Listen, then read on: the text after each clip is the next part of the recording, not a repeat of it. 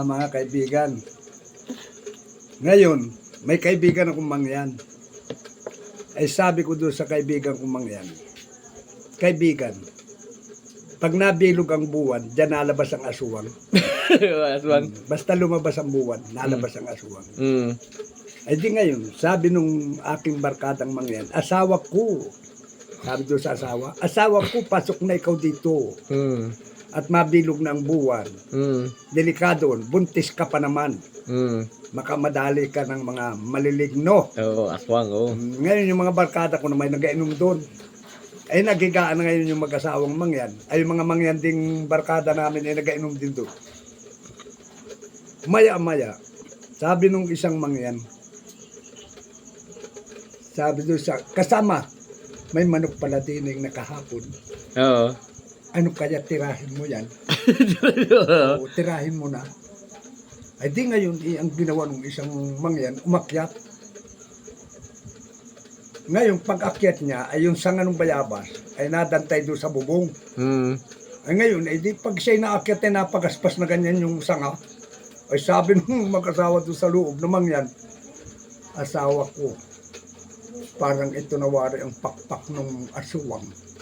Nagapagaspas na nagapagaspas na doon sa ating bubungan. Nasayad na, no? Oo, delikado ito. Delikado ang pagbubuntis mo. Baka madali ka ng aswang. Ay ikay maaagasan. Bah, agad, no? Maagasan ka. Teka. Kukunin ko ang sibat. Titingnan ko itong aswang na ito. Ay di pagaspas na ganyan yung sanga ng bayabas. Ay nadakutin nung kaibigan kong mangyan, yung manok.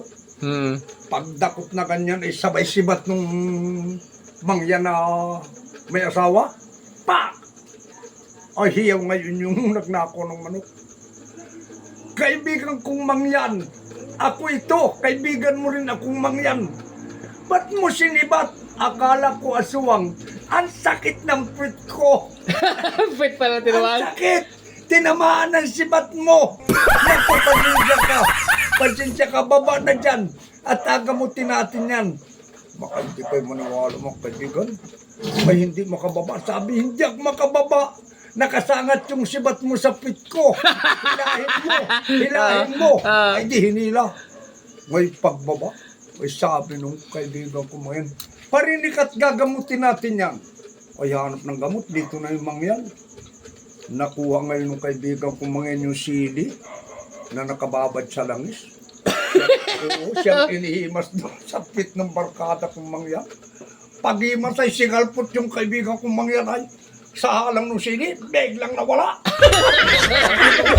Oh, ba't ka natakbo? Anong hapdi ng pit ko? Nag-aapoy-apoy na ito. Ayun mga kaibigan. Kaya basta huwag kayong basta maganakaw ng manok at baka masundot yung pit ninyo ng sibat.